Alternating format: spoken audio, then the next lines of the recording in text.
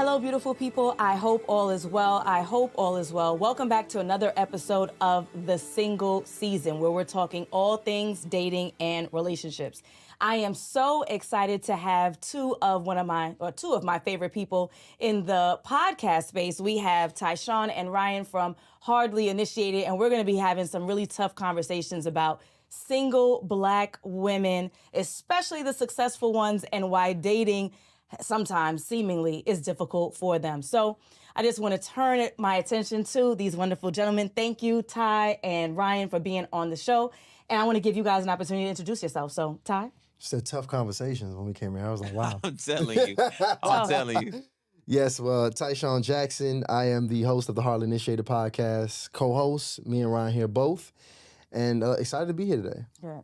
Ryan? Ryan Catchings, co-host of Hardly Initiated. I'm not sure if I'm excited or what, but yeah. I'm happy to see y'all, and I'm happy to get to it. Likewise. Right. So you guys have a super successful show talking about dating and relationships. You interview dozens of people so far, and I want to share some of the statistics that we find around successful Black women and get some insight from you two. So number one, Black women were more likely to be married than white women until 1970. And currently, we have 27% of Black women being the head of their households versus other races. So let's start about marriage. Marriage in the Black community. Based on your experience, based on the interviews that you've done, what are you finding is the hang up about marriage these days? I'll start with you, Ty.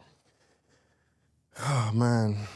It seems like as a culture, just in general, we are very fearful when it comes to marriage. Mm-hmm.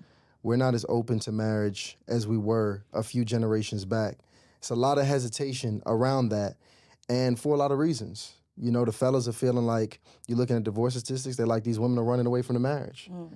Women are filing for divorce at an extremely high rate. Mm-hmm. And the women are like, that's because we ain't got to put up with your shit no more, mm-hmm. right?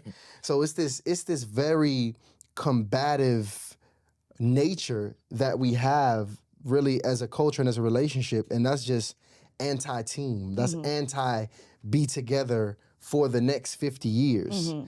And that's even why me at 30 years old is not married. Mm-hmm. Just personally, because even my whole mindset towards marriage, thankfully, with the people we've been bringing on, have been given a different perspective. But even my mindset was, whoa. I got to be extra careful because I don't want to get got. I don't want to lose in this bad deal, this arrangement, which is how marriage is presented in today's culture.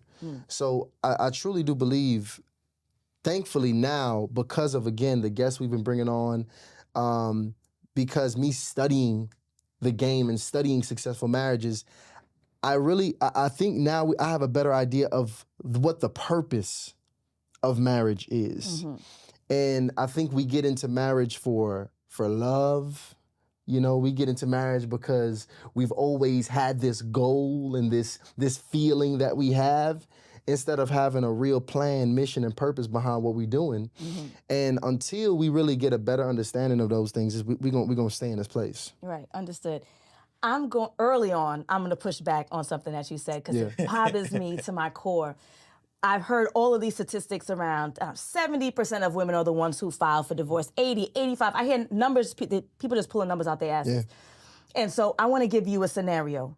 You and I have a business together. Airbnbs. You find them, you fix them up. I decorate them, I get them booked, I keep them clean, right? Let's say you go ahead and you find the Airbnbs, you fix them up. You turn them over to me. Now it's my responsibility to do the decoration, to do the bookings, to do the cleanings. And I don't do that. Over and over and over again, you're getting them fixed and I'm not doing my part. You go to a lawyer, you say, you know what? The business with Alison isn't working. I want to dissolve our LLC. The Ty and Alison LLC, I want to dissolve it. Because you're the one who dissolved it, because you're the one who did the paperwork, you're the one who caused the separation? Or isn't it the person who didn't fulfill their side of the bargain? So that statistical conversation always bothers me, because that's not logical. Just because the person who does the paperwork doesn't mean that's the person who caused the rift that caused that breakup. No, that's accurate. Do you think that every single time that person files, that it should have been filed and it could not have been worked through? Oh, no. I'm sure that most marriages can be saved. I am confident that most marriages, unless we're talking about something that's on a level of abuse, it can be saved. But just that statistic is always thrown out as, well, women are the problem because we're the ones who file. It's a document. I mean, I don't know about y'all, but with my experience with men, they usually don't do paperwork, right? Wives, moms are the ones who enroll kids in school. They're the ones who make sure that their documentation is filled out for doctors. And that's what I'm talking about, healthy, fulfilling relationships. Women usually do the paperwork. You leave a man to file for divorce, he's gonna be married for the rest of his life, but he'll have other women. And I'm not even talking about cheating. I'm talking about two couples who are legitimately separated. He'll have a new semi-wife. He'll have children. He'll buy a house. It won't be until the new woman demands that he actually files the paperwork. So just the filing of the paperwork thing is my thing. I don't want to go on and on. Yeah. But just the filing of that paperwork argument always bothers me. No, I mean, that's fair. And, you know, going back to the original point of some of the rhetoric put out that has us in our culture in this place, I agree that every woman that files does not have a damn good reason to file. And should she probably be filing? I think it's a lot of people that actually should be getting the hell up out of some of these marriages. Or should have never been married in the first place. Or should have never been married in the first place.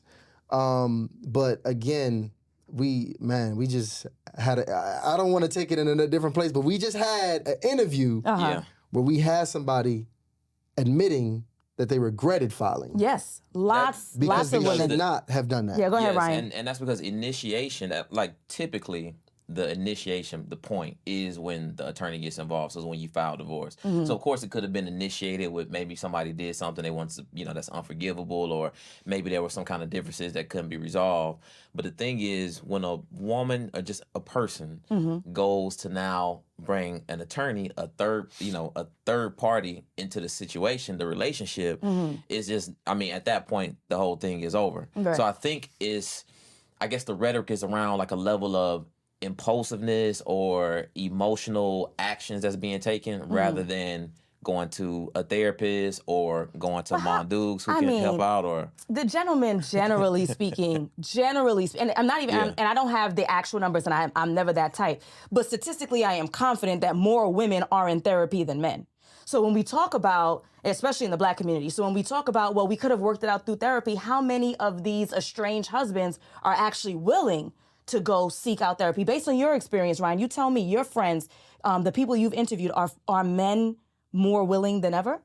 Well, to be honest with you, the men that I've interviewed, and of course, like, these are the top 1%ers, right? And because not everybody's going to be successful in their marriage, but those guys typically have this is my only marriage, there's no possibility of divorce. Whereas the women, even the women that are married to the same men that we've interviewed and had, spent time with, they don't have that same mindset. Right. So it's always an if or but, whereas the men are typically, this is exactly how it's going to work. I'll stay married as long as he don't hit me. I'll stay married as long as he don't cheat.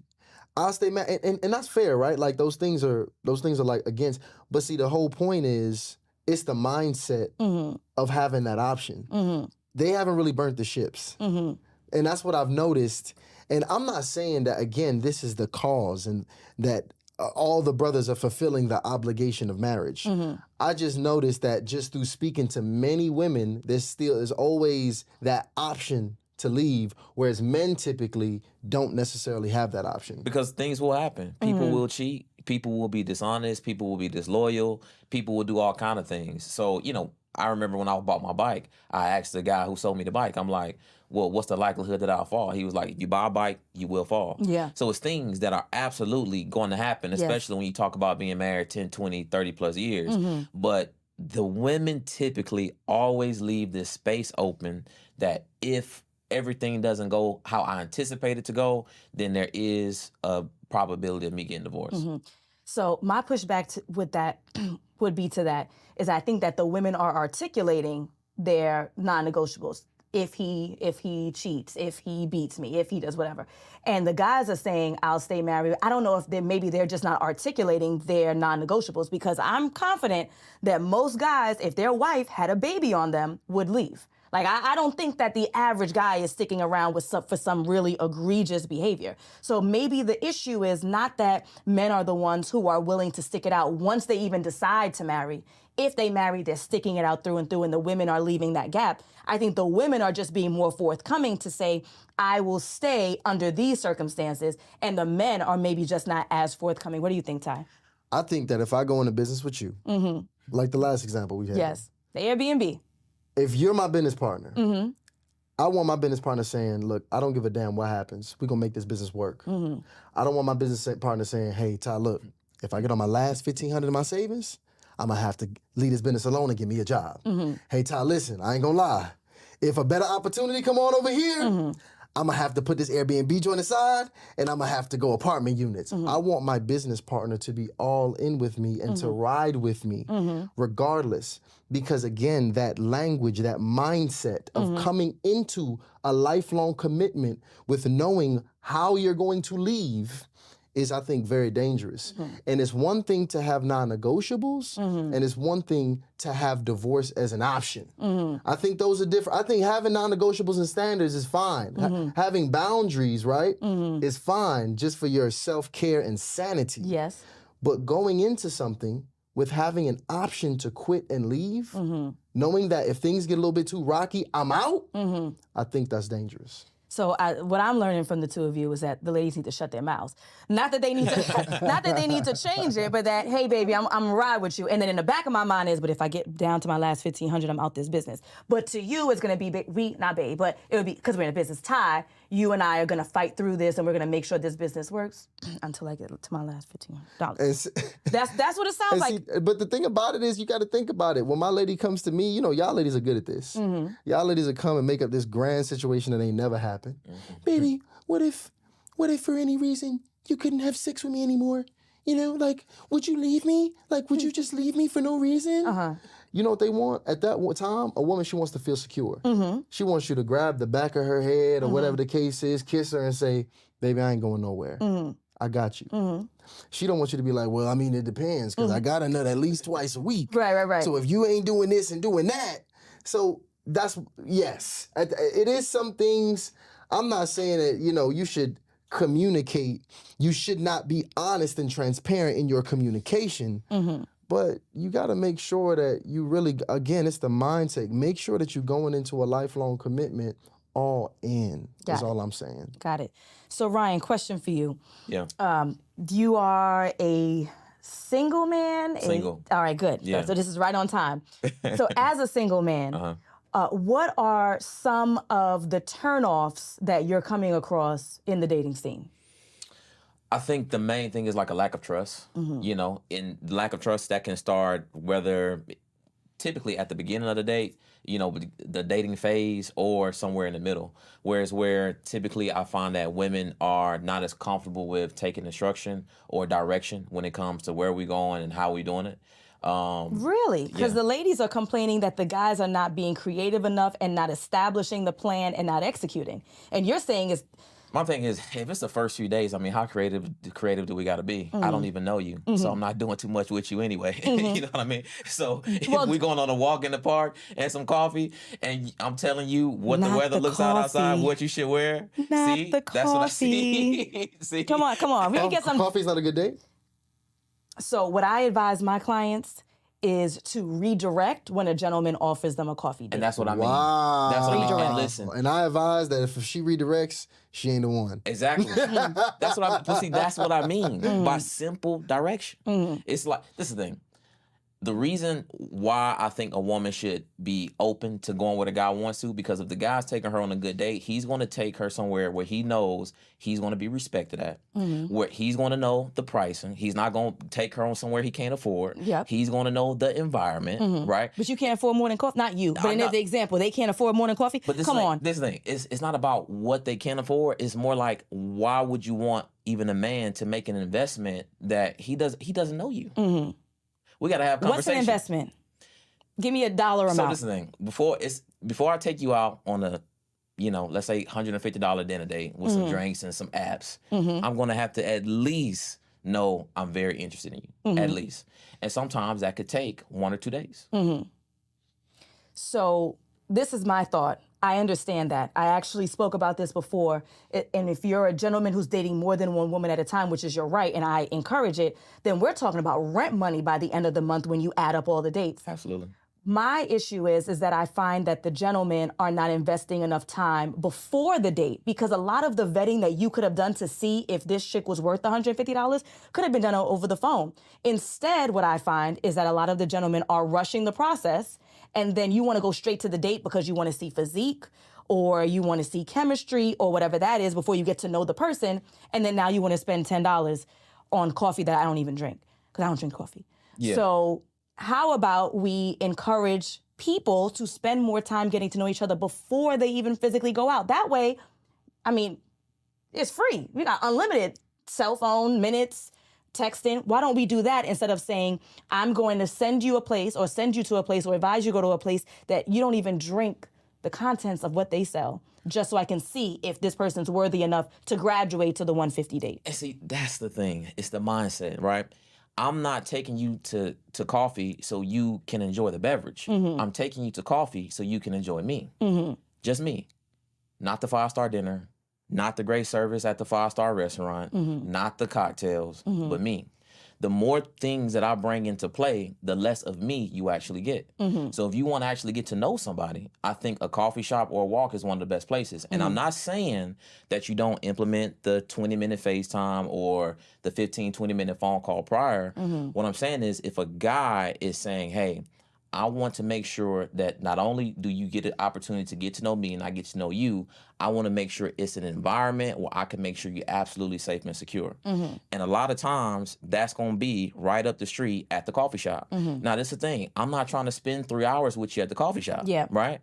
It's also a way for you to get in and get out if it's an appropriate match. Absolutely. And if we're having a great time, an exceptional time, then it's going to go to an hour. And if we really, really having a great time, then I'm going to invite you to take you somewhere else. And then that somewhere else, we may spend 50, 60, $100 to kind of depend on the situation. But to begin with, it's like, it's no pressure. I'm taking it easy. I'm dating multiple women typically. So I'm not going to over-invest in somebody I just don't know. Absolutely, and I agree with that. My last point on this before I switch it back to Ty is that I'm not against cheap dates. I'm against coffee dates because it literally required no thinking or effort. So I would prefer, I'd take a gelato date over the coffee just because there's at least a little bit more culture behind, a little bit more effort. Let's go down to the park. Let's take a walk along the lake, like some kind of effort. And I think that's what a lot of the ladies are concerned about. It's not necessarily that the coffee costs $10. I would take a more creative $5 date than just the lack of effort. So that's, to me, the real issue with the coffee stuff. That makes sense. I mean, the coffee is going to include a walk, a brisk walk. It's going to include some good conversation. You read the right guy. The coffee's an experience. Yeah, right. That's the thing. It's a whole shabazz. And the thing is, I mean, what you risk is, I feel like women risk this. They go out with these guys. They doing all of the things, the 5-star dinner days, and they can't even afford it. They doing a 5-star dinner day, they can't afford to get a boot off their car. So it's just, I think it's levels to it. So you want to gradually, as you get to know the person, gradually step it up and up the ante as you progress through the dating process. Okay, understood.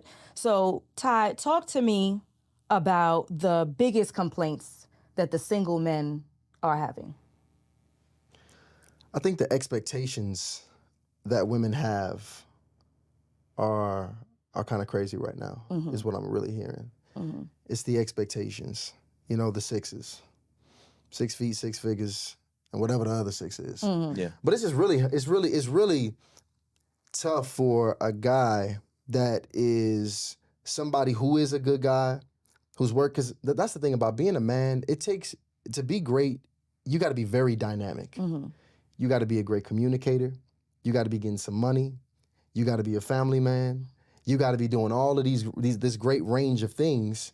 And when you meeting this brother and you put on, like, you in your mind have created who you expect him to be based upon, in general, things that are not even real or true, what ends up happening is you're not even able to, this brother does not exist, essentially. And a lot of times, if he does exist, he's probably not going to be interested in you. And that's just an unfortunate reality. But the thing about it is, if I hate to tell women to settle, because I think settling is more to settling outside of your standards and your boundaries, right? Like those people, somebody disrespecting you and going against like your morals. But I think a lot of times women can find a guy that they can absolutely be aligned with, and where he's going, his vision, morally on the same page, even spiritually on the same page. But for a lot of superficial reasons, they won't pursue that kind of guy. So the expectations, I'm seeing them online, right? There's a woman who went viral recently. She refused to go to the Cheesecake Factory on a date. There's a woman who was eating all these oysters or some kind of ridiculous thing like that. I've seen that one. But is that reality, right? I think sometimes we are inundated with all this messaging from social media and thinking this is how all of the millions of Black men and women who are single in America are functioning. Is this reality? So, Ryan, are you hearing your friends talking about unrealistic expectations, like real human beings that you know, not behind a viral video clip? No, yes, absolutely. Unrealistic expectations, women who do a lot of talking, not a lot of listening. I think that's a big thing. Just like women literally talking too much. And just not being open to taking instruction or direction. And the expectations, I mean, it's really a thing. I mean, the thing is, the amount of men that I actually know that are interested in seriously dating and wanting a long-term relationship is quite a bit. But they just not finding women who they deem as qualified. Okay. And what the women are doing is the expectations, right? But it's the evaluation process.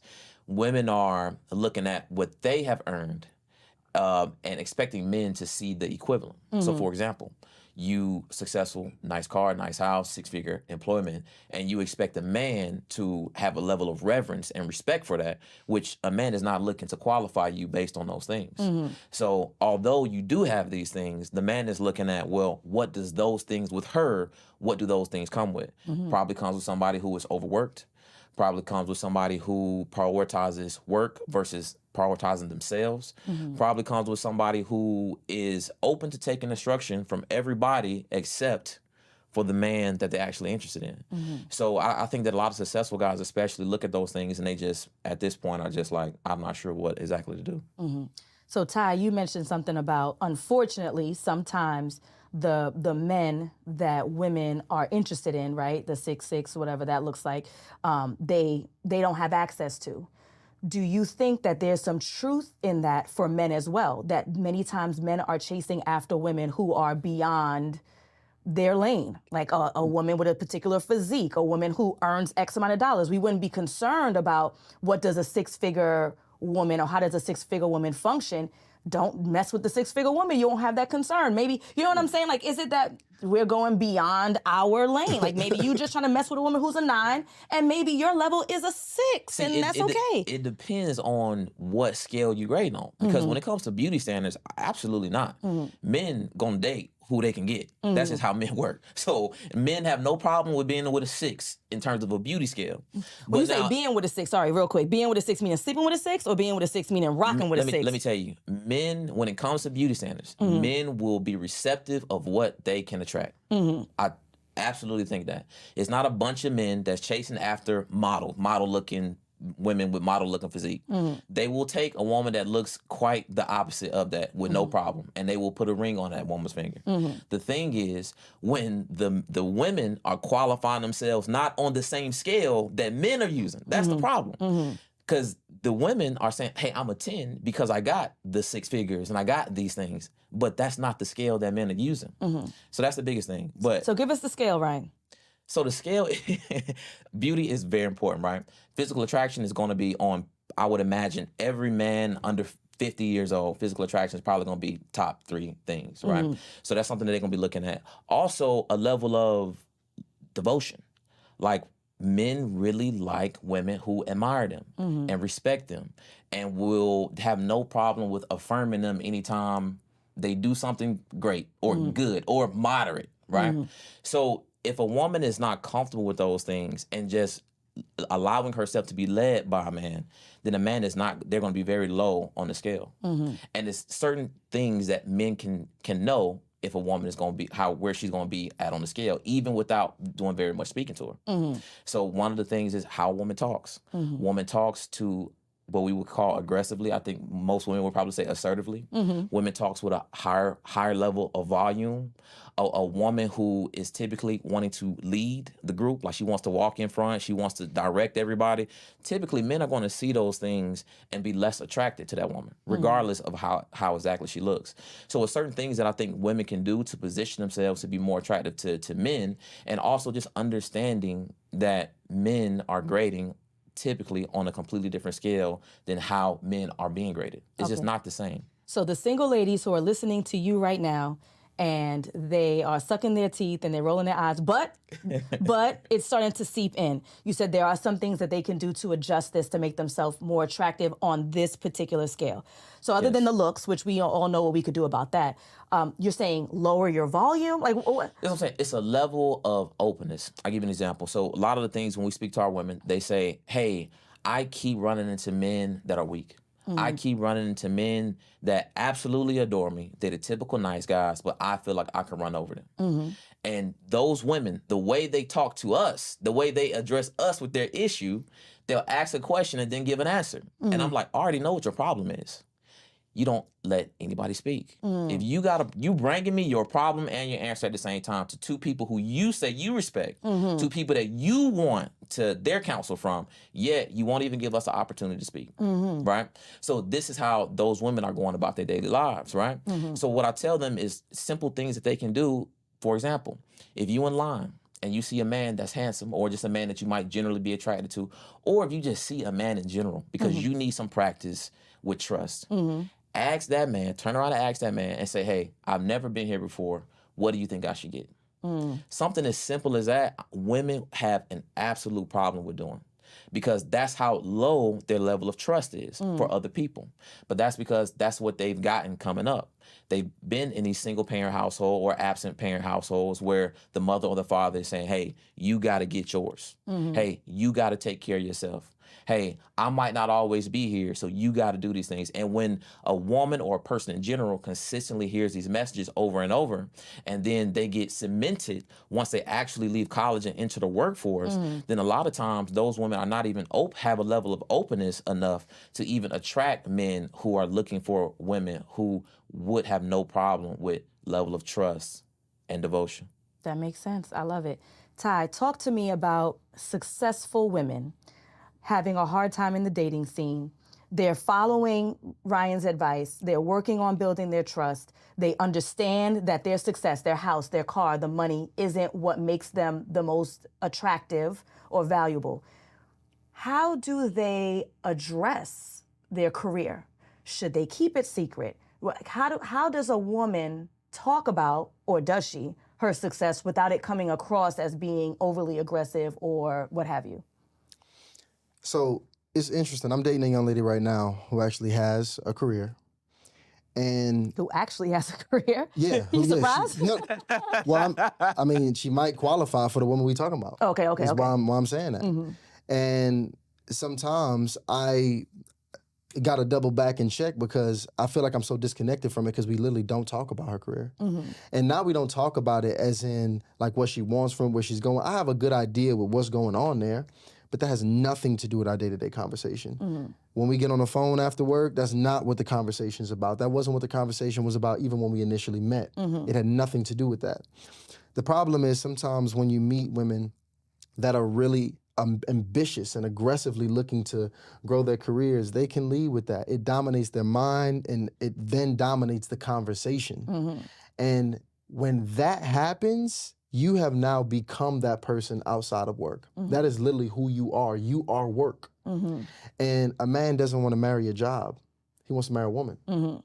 And a woman is going to be able to be someone who has things that she holds dear outside of work. And the women that are not able to have those things are not able to even have any level of depth in conversation outside of work.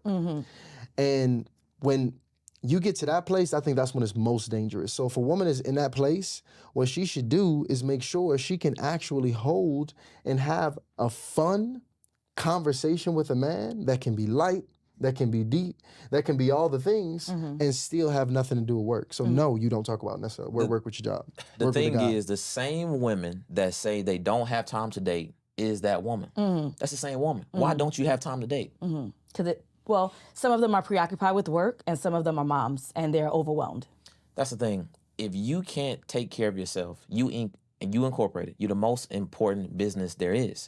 If you can't take care of yourself, how can you help take care of me? How can you help take care of the kids? You already have shown this level of imbalance or lack of having rhythm. So that's why I say the same women that say they don't have time dating, they're basically saying, I don't have time to take care of myself.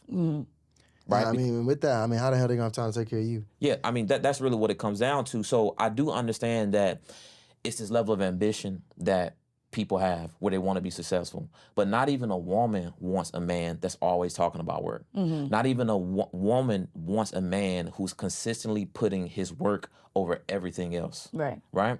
So the thing is, it's funny because women are in this is paradox, right? It's this just very weird place because at this point they have to really decide to find a man who has all these qualities or really become the man. And that's what women are unintentionally doing. They're literally becoming men. And why do you think that's the case? Because I would imagine that one would not want to change their natural inclination unless there's a deficit, right? So is there any accountability on the side of men in regards to women having to change how they function in the world in order to replicate or attempt to replicate y'all? It is a level of accountability. Now, this is the thing. I've never been the type to say it's all women's fault, right? Because we all play a role in terms of what's happening with these relationships. The thing is, families in general are highly important, right? They strengthen nations. Yes. So you see what's happening in the military, they incentivize marriage. Yes. Right? You see what's happening in China, they are incentivizing marriage because they need more children and they need a stronger nation. So we trying to bring people together. In America right now, it's so divisive because divisiveness is what makes money, okay? Divisiveness is what fuels social media. Yes. So right now, marriage is not something that's promoted or incentivized, but we just as a group have to look past that. Yes. So I'm not blaming women for the situation that men have also equally contributed to. Okay. What I'm saying is men got to do their work and women on the opposite end also have to do their work. And it's unfortunate that we are in this situation, but I tell everybody, I'm like, I ask some of the women that I work with because they grinding, they doing their thing. I'm like, yo, how much money do you want? Like, how much shit do you want to buy? And I ask guys that the same thing. It's like somebody asked me, it's like, oh, you don't want to be a billionaire? I'm like, no, I don't want to be a billionaire because I am not willing to make the sacrifice that a billionaire has to make. Yes. Because I want to have a prosperous family, a successful family life. And I know I'm on the first leg. So maybe the second and the third leg, they can get the Ketchens family to $1 billion, right? So it's the same thing I ask women. It's like, yo, you already making 150. Why you want this 250, right? What else do you want to buy? What else do you want? What are you leaving behind to get to that next level? That's a good point. The thing. That's really what it's all about. It's not about a hate for women and how much money they're getting or a hate for ambition, because the Proverbs 31 woman, she was an industrious woman. She was an ambitious woman. This was a great woman. Like, we want that. We want the woman that's going to be able to hold the mantle and hold everything down just in case. Just right? in case, yes. But that's not your situation right now. Your situation is that you single and that you need a man, but you don't want to put in the work because a lot of the work, let's be honest, it's not in finding a man, it's in finding yourself. You don't want to put in the work to help yourself out. Yeah. Right? Yep. So instead, you use work as an escapism. And then you mad because a man don't value it. Right? So at the end of the day, I really just try to, as my best to tell women, like, yo, look at what you got going on and what you want. Not what these men is wanting, not what your corporation is wanting. And if what you want is a healthy family, then you got to start putting in the work to do that. And it's not putting in the work 9 to 5 at your job. Right. It's the stuff that's before that and after that. Excellent. And we, just to be clear, we acknowledge that men also need to be greater. And in many ways, that's the whole purpose of the podcast and how it actually came to be. We actually started the podcast to reach men. Me and Ryan were doing very well in our companies that we had. And when it got to a point, when it got well and we had this free time, we started actually going into our sales, which we've never done in our mature areas of our lives. And in this research of studying masculinity and manhood, we saw that as men who were already respected by men could attract women, still were not where we wanted to be as men. And being that way, we was like, yo, the reality of the situation is if we're in this position, we know a lot of other brothers are also in this lacking of leadership, like really lacking the importance and understanding of fatherhood and kind of prepping for those next levels. So it's damn sure work that has to be done on both ends of the spectrum. And it's going to take everybody to hunker down to get through this place that we in culturally as men and women. Because we all old and single. I mean, this is the thing. Tyshawn 30, I'm I ain't- 34. No. I'm talking about like I'm young and married. Yeah, good. Blessings as a culture. Yes, as a yes. culture, we all old and single. We had Pastor Jamal Brown on our show, and he was like, "Y'all 34 and 30 years old." He was like, "Where y'all family at?"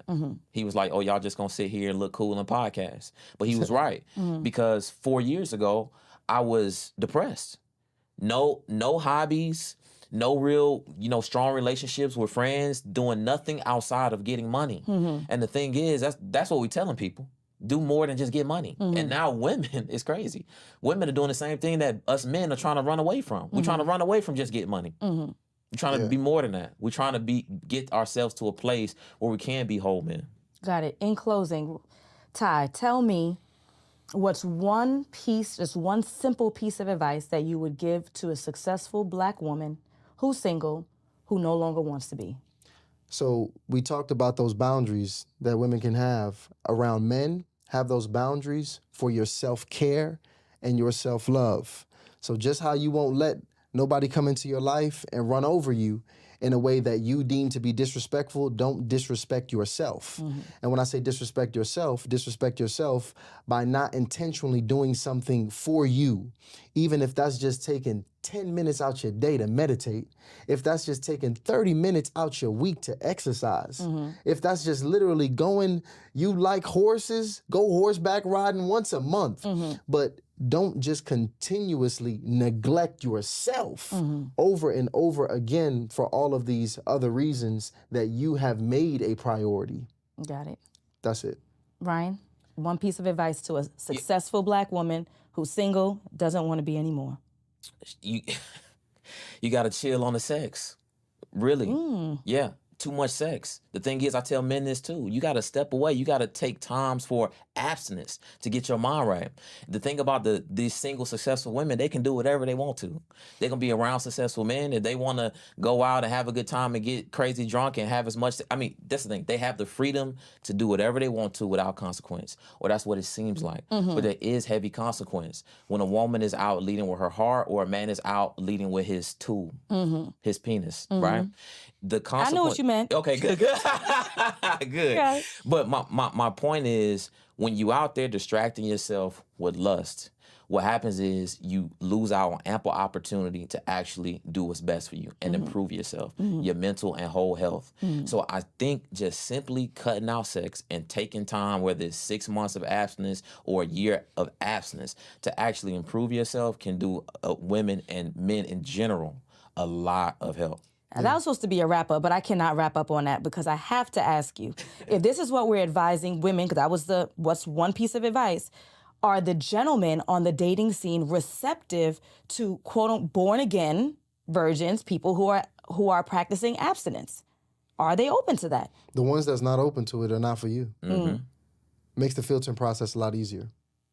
So you're still advising, stick to your guns, stick to the abstinence, or at least reducing the amount of sexual activity, because that's going to offer you the clarity that you need to pursue. This is the thing. If you my age and you single, whatever you've been doing, it ain't been working. Yep. And if what you've been doing is also included sex, cut it out. All right. Because you don't had enough of that. And you need to chill on that. And you need to try to figure out what else you can do constructively to get yourself together before you go out there and start making these relations again. And don't use no sex to start going crazy on that rose, because y'all can afford, listen, they going crazy. Listen, masturbation, it ain't talked about, But they look. That's the next up problem when that pops off. Okay. Right. Thank you so much for Ty and Ryan for being on the show. Ty, Ryan, where can we find you? How can we listen to your show? Listen, so right now, YouTube is the place to find us. So on YouTube, type in Hardly Initiated, right? Hardly Initiated. Type it in on YouTube. And please subscribe. Every Monday and Wednesday night at 8 p.m. we go live. And on Sunday at 5 p.m., we put some of our favorite interviews out. Actually, Alison, your interview is going to be coming out as well, which we're so excited about. Yes. So YouTube, Hardly Initiated. Thank you, gentlemen. Peace.